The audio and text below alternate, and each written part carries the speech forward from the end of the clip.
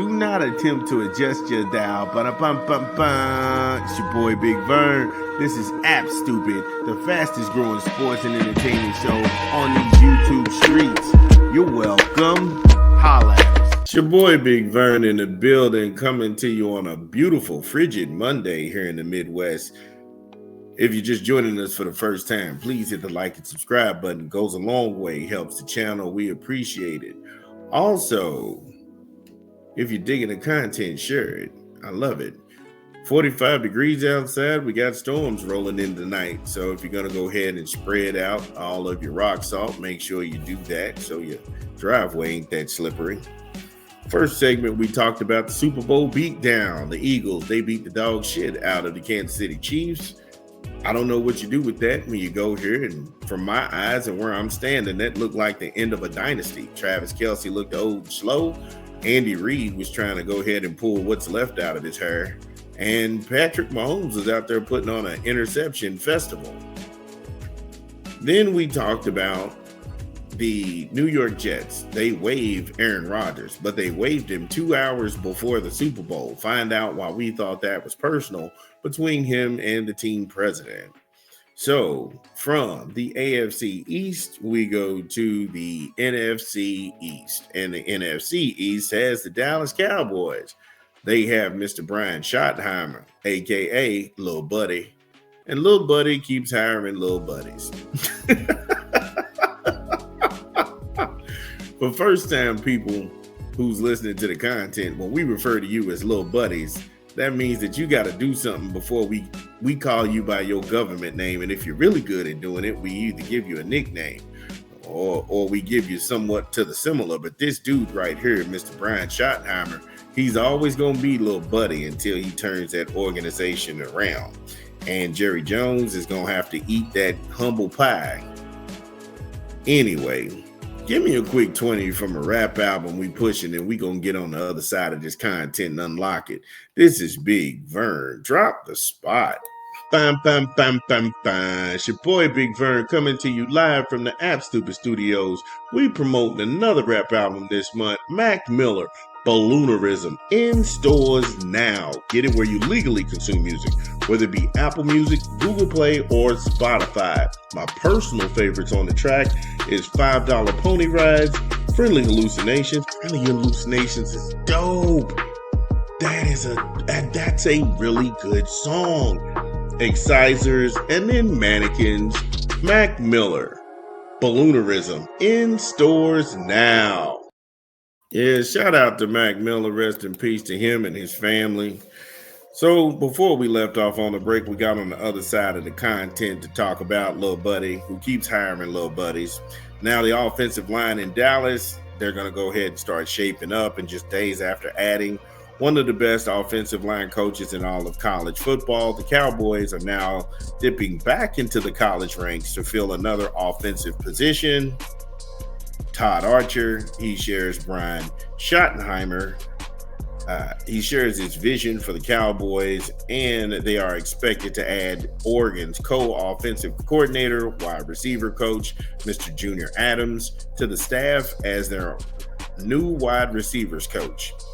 The move will mark the first opportunity for Adams in the NFL. So you've got a first-time head coach who doesn't know about the rigors that come along with the job.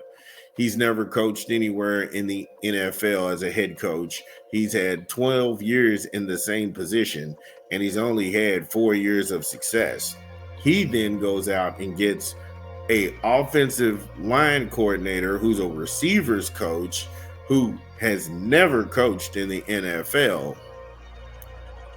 and you're expecting success. Now, don't get me wrong, I like it when guys from the coaching ranks go down from the pros to the college world, look at the creativity, look at the things that they can actually exploit, and then they go back up to pros.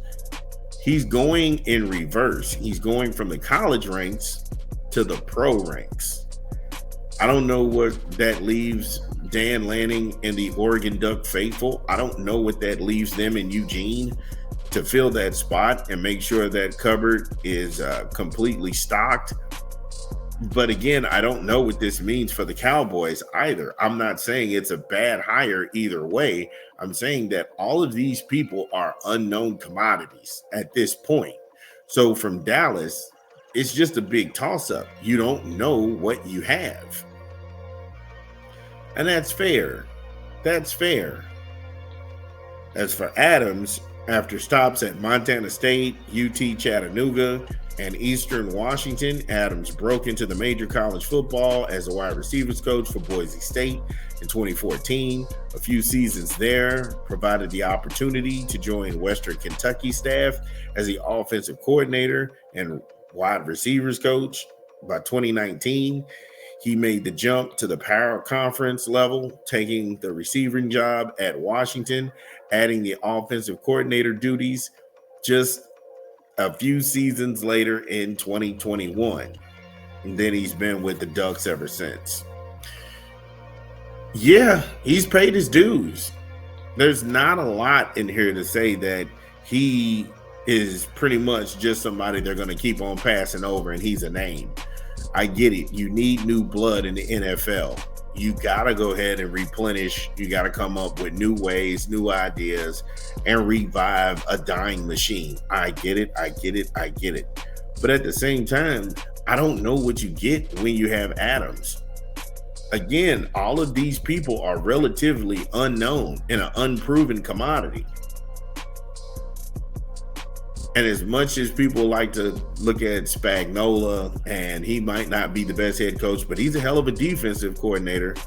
Or you look at Vic Fangio, he might not be a good head coach, but he's a hell of a defensive coordinator.